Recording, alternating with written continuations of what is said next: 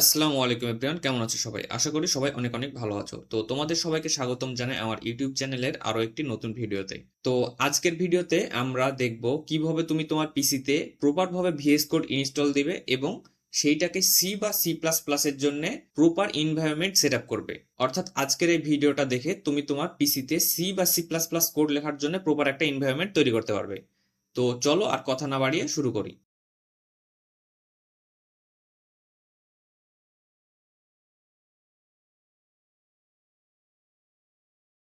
তো VS code install করার আগে আমাদেরকে সেগুলোর ফাইল ডাউনলোড করে নিতে হবে। তো ফাইল ডাউনলোড করার জন্য যে কোনো একটা ব্রাউজারে চলে যাবে। তো আমি এখান থেকে ক্রোম ব্রাউজারে চলে গেলাম। তুমি তোমার পছন্দ মতো যে কোনো একটা ব্রাউজারে চলে যাবে। দেন ব্রাউজারে গিয়ে লিখে সার্চ দেবে ভিএস কোড ডাউনলোড, লিখে ইন্টার প্রেস করবে। তাহলে তোমার কাছে এরকম অনেকগুলা পেজের লিঙ্ক চলে আসবে। এখান থেকে তুমি প্রথম যে লিঙ্কটা দেখতে পাচ্ছ ভিজুয়াল স্টুডিও কোড, এটাতে ক্লিক করে দিবে। ওইটাতে ক্লিক করলে তোমাকে এরকম একটা পেজে নিয়ে চলে আসবে। তো এখান থেকে তুমি দেখতে পাচ্ছ ভিজুয়াল স্টুডিও কোডের অনেকগুলো ভার্সন আছে। এখানে উইন্ডোজের, লিনাক্সের এবং ম্যাকের ভার্সন রয়েছে। তো তোমার ডিভাইস অনুযায়ী তুমি সেটা ডাউনলোড করে ইউজ করতে পারো।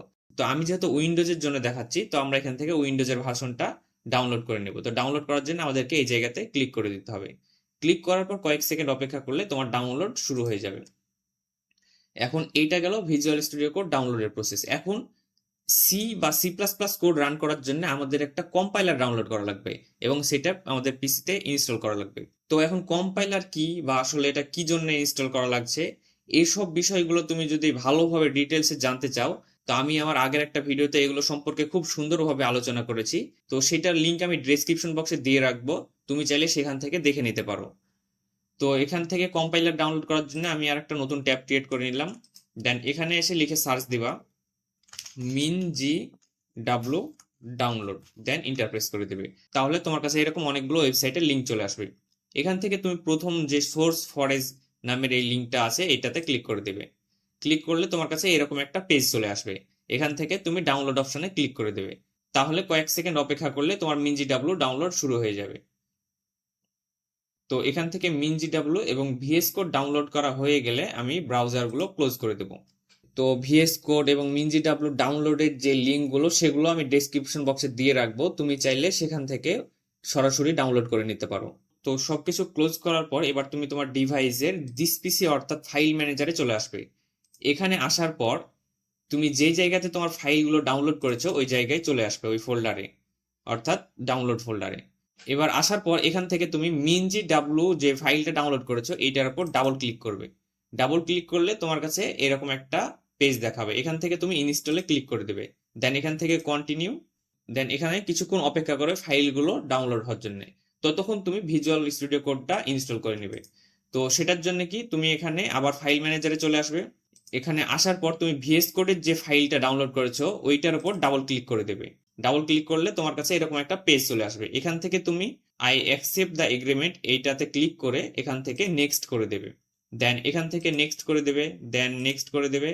দেন তুমি যদি ডেস্কটপ আইকন চাও তাহলে এখান থেকে দিতে পারো ক্রিয়েট এ ডেস্কটপ আইকন। তো আমি চাই সেজন্য দিয়ে দিলাম টিকমার্ক। দেন এখান থেকে নেক্সট করে দেবে, দেন ইনস্টলে ক্লিক করে দেবে। তাহলে তোমার ভিজুয়াল স্টুডিও কোড ইনস্টলেশন শুরু হয়ে যাবে। তো ভিজুয়াল স্টুডিও কোডটা ইনস্টল হোক ততক্ষণে তুমি দেখবে তোমার মিনজি ডাব্লু যদি সবগুলো ফাইল ডাউনলোড কমপ্লিট হয়ে যায় তাহলে এখান থেকে কন্টিনিউ ক্লিক করে দেবে। কন্টিনিউ ক্লিক করলে তোমার কাছে এরকম একটা পেজ চলে আসবে। এখন এখান থেকে তুমি এই যে বক্সগুলো দেখছো এই বক্সগুলোর উপর ক্লিক করে মার্ক ফর ইনস্টলেশনে ক্লিক করে দেবে। এইভাবে করে তুমি যতগুলো বক্স আছে সবগুলো টিক মার্ক করে দেবে। বক্সে ক্লিক করে মার্ক ফর ইনস্টলেশন। এভাবে সবগুলা করার পর এখান থেকে ইনস্টলেশন অপশনে ক্লিক করে অ্যাপ্লাই চেঞ্জেসে ক্লিক করে দেবে। দেন এখান থেকে অ্যাপ্লাই করে দেবে। তাহলে তোমার মিনজি ডাব্লু ডাউনলোড শুরু হয়ে যাবে। তো মিনজি ডাব্লুর এই প্যাকেজগুলো ডাউনলোড হতে বেশ কিছুক্ষণ টাইম লাগে, মোটামুটি 10-15 মিনিট বা বেশিও লাগতে পারে। তো ততক্ষণ তুমি একটু ধৈর্য ধরে অপেক্ষা করবে। তো মিনজি ডাব্লুর প্যাকেজগুলো ইনস্টল হতে হতে দেখো আমাদের ভিজুয়াল স্টুডিও কোডটা ইনস্টলেশন কমপ্লিট হয়ে গেছে। তো এখান থেকে তুমি ফিনিশ করে দেবে। দেন ফিনিশ করার পর আপাতত ভিজুয়াল স্টুডিও কোডটাকে ক্লোজ করে রেখে দেবে। দেন এই মিনজিডাব্লিউ ফাইলগুলো সম্পূর্ণ ডাউনলোড হওয়া পর্যন্ত একটু অপেক্ষা করবে।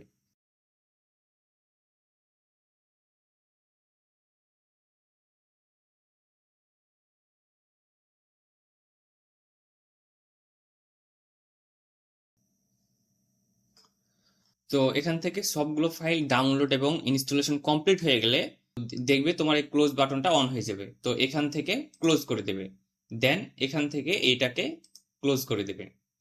দেন ক্লোজ করার পর তুমি আবার তোমার ফাইল এক্সপ্লোরারে চলে আসবে, আসার পর এখান থেকে দিস পিসি অপশনে চলে আসবে, আসার পর এখান থেকে সি ড্রাইভে চলে যাবে। সি ড্রাইভে যাওয়ার পর এখান থেকে দেখবে একটা মিনজি ডাব্লু নামের ফোল্ডার দেখতে পাবে, এই ফোল্ডারের ভিতর চলে আসবে। আসার পর এখান থেকে যে বিন নামের ফোল্ডার আছে এই ফোল্ডারটার ভিতর চলে আসবে। এই ফোল্ডারে আসার পর এখন এখানে উপরে যে পাতটা দেখতে পাচ্ছ এই পাতের সাইডে ক্লিক করবে, করলে এরকম একটা আসবে।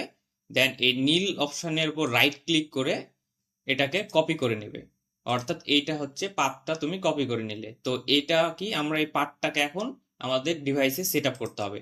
তো পাথ সেট আপ করার জন্য তুমি তোমার ডিভাইসের এই সার্চ অপশনে ক্লিক করে এখানে লিখবে ইডিআইটি এডিট দা, লিখলে দেখবে এখানে এডিট দা এতটুকু লিখলে দেখবে আসবে এডিট দা সিস্টেম এনভায়রনমেন্ট, না আসলে পুরাটা লিখবে।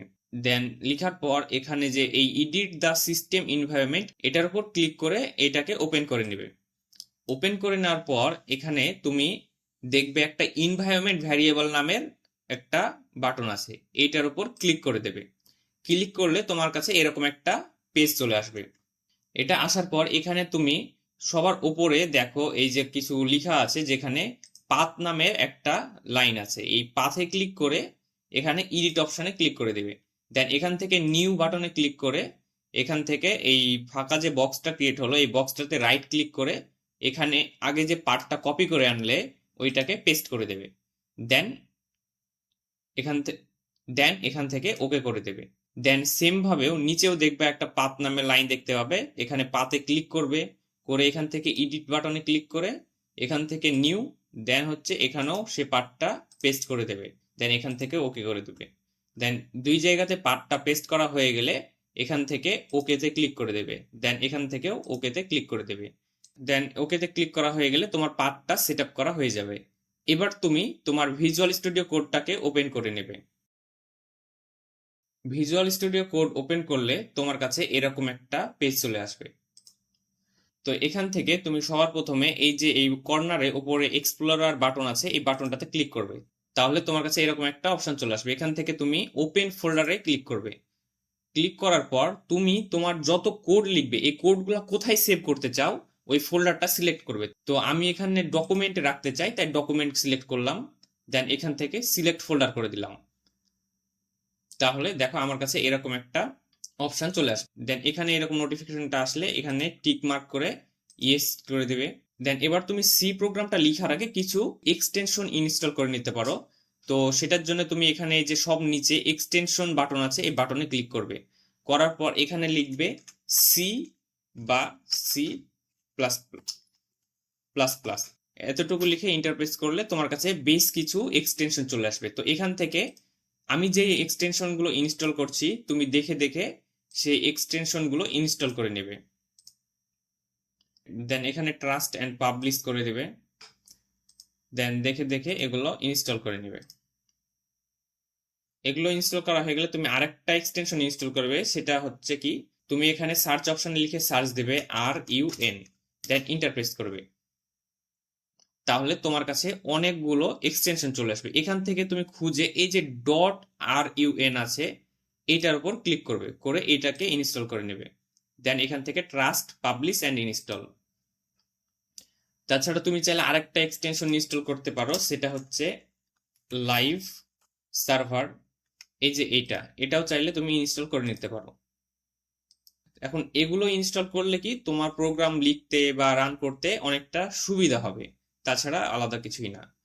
তো এগুলো ইনস্টল করা হয়ে গেলে তুমি এই যে আবার পুনরায় এক্সপ্লোর অপশনে চলে আসবে, এখান থেকে এটা ক্লোজ করে দিতে পারো। তো এবার কি আমরা আমাদের প্রথম সি কোডটা লিখবো। তো এই ভিডিওটা আমি যেহেতু আমার complete C programming from basic to advance প্লেলিস্টের একটা পার্ট হিসাবে তৈরি করছি, তো এখানে তোমরা যারা যারা এই প্লেলিস্টটা ফলো করছো তো এটা হবে তাদের আজকে প্রথম কোড। তো চলো আমরা আমাদের প্রথম কোডটা এখানে লিখে ফেলি। তো প্রথম কোডটা লেখার জন্য সবার প্রথমে তোমাকে একটা সি ফাইল ক্রিয়েট করতে হবে। তো ফাইল ক্রিয়েট করার অনেকগুলো নিয়ম আছে, তো আমি জাস্ট তোমাকে একটা সহজ নিয়ম দেখাই। সেটা কি এই যে এখানে দেখো নিউ ফাইল নামের একটা বাটন আছে, এই বাটনে ক্লিক করবে, করলে তোমার কাছে এরকম একটা বক্স চলে আসবে। এই বক্স আসলে তুমি এই বক্সে তোমার ফাইলের নাম দিবে। সাপোজ আমি ফাইলের নাম দিলাম মাই ফাইল। এখন একটা বিষয়, ফাইলের নাম চেষ্টা করবে যে স্পেস না ব্যবহার করা। চাইলে তুমি একসাথে পুরোটা লিখতে পারো। দেন যেহেতু আমরা সি এর কোড লিখবো, তো সেজন্য কি আমাদের ফাইলের শেষে অবশ্যই দিতে হবে ডট সি। আর তুমি যদি সি প্লাস প্লাস এ কোড লিখতে চাও তাহলে ডট সিপিপি। এখন আমি যে প্রসেসে তোমাকে সবকিছু ইনস্টল করালাম, এই প্রসেসে তুমি সি প্রোগ্রামও রান করতে পারবা, সি প্লাস প্লাসও রান করতে পারবা, তোমার দুইটাই কাজ করবে। তো আমরা যেহেতু এটা সি প্রোগ্রামের জন্য করছি, তাই আমরা একটা সি ফাইল রান করে দেখবো। তো ফাইল ক্রিয়েট করলে দেখবে তোমার কাছে এরকম ফাইলটা ওপেন হয়ে যাবে। এখন এখানে তুমি প্রথমে লিখবে hash include stdio dot H. Then এই লাইনটা লেখার পর ইন্টারপ্রেস করবে। এখন দেখো লেখাটা অনেক ছোট লাগছে না? তো তুমি যদি লেখাটা বড় করতে চাও, অর্থাৎ ফ্রন্ট সাইজটা বড় করতে চাও, এটার বেশ কয়েকটা উপায় আছে। তার মধ্যে একটা সবচেয়ে জনপ্রিয় উপায় হচ্ছে, তুমি যদি একটা সেটিং করো তাহলে তুমি কন্ট্রোল চেপে ধরে তোমার মাউসের হুইল ঘোরালে তোমার লেখাটা অটোমেটিক ছোট বড় হবে। তো সেই জন্য তুমি এই যে এখানে দেখো নিচে কর্নারে ম্যানেজ বাটন আছে, এই বাটনে ক্লিক করার পর এখান থেকে সেটিং অপশানে ক্লিক করে দেবে। দেন ক্লিক করার পর এখানে এই যে সার্চ অপশানে লিখবে MOUSE। তো মাউস লিখলে দেখবে প্রথমে তোমার কাছে একটা অপশন চলে আসবে কি মাউস হুইল জুম, এটাতে টিক মার্ক করে দেবে। দেন এটাকে ক্লোজ করে দেবে। তো এটা করার পর যদি তুমি তোমার কিবোর্ডের কন্ট্রোল বাটন চেপে ধরে রেখে তোমার মাউসের হুইলটাকে ঘোরাও, তাহলে দেখবে তোমার এই যে কোডের ফন্ট সাইজটা ছোট বড় হচ্ছে। তো তুমি তোমার প্রয়োজন অনুযায়ী এটাকে ইউজ করতে পারো। তো চলো এবার আমরা আমাদের কোডটা লিখি। তো প্রথমে এই লাইনটা লিখবে, আমি যা যা লিখছি সেম টু সেম সেগুলো লিখে ফেলবে। তো এই লাইনটা লেখার পর লিখবে ইন্ট MAIN, দেন ফার্স্ট ব্র্যাকেট, দেন ফার্স্ট ব্র্যাকেট ক্লোজ করার পর সেকেন্ড ব্র্যাকেট দিয়ে একটা ইন্টারপ্রেস করবে। দেন আরেকটা ইন্টারপ্রেস দিয়ে লিখবে RETURN, রিটার্ন 0, দেন সেমিকলন দিবে। তো এই যে এতটুকু কাজ করলাম, এইটা হচ্ছে আমাদের সি প্রোগ্রামের বেসিক স্ট্রাকচার। অর্থাৎ আমাদের সি প্রোগ্রাম বা সি প্লাস প্লাস প্রোগ্রাম লিখলে আমাদেরকে কিছু জিনিস আছে যেটা আগে লিখতেই হবে।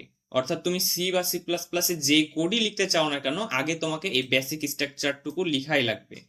তো তুমি এখন হয়তো বেসিক স্ট্রাকচারটা বুঝতে পারছো না কোন লাইনটার কি কাজ, অর্থাৎ এই হ্যাজ ইনক্লুডের কি কাজ, ইন্ট মেনের কি কাজ, রিটার্ন জিরোর কি কাজ। তো সমস্যা নেই, আমি এটার পরবর্তী যে ভিডিওটা বানাবো কমপ্লিট সি প্রোগ্রামিং এর, সেইটাতে আমি এই সম্পূর্ণটা পুরো ডিটেলসে আলোচনা করেছি যে বেসিক স্ট্রাকচারের কোন লাইনটার কি কাজ। তো সেই ভিডিওটা তুমি দেখলে খুব সুন্দরভাবে সবকিছু বুঝতে পারবে।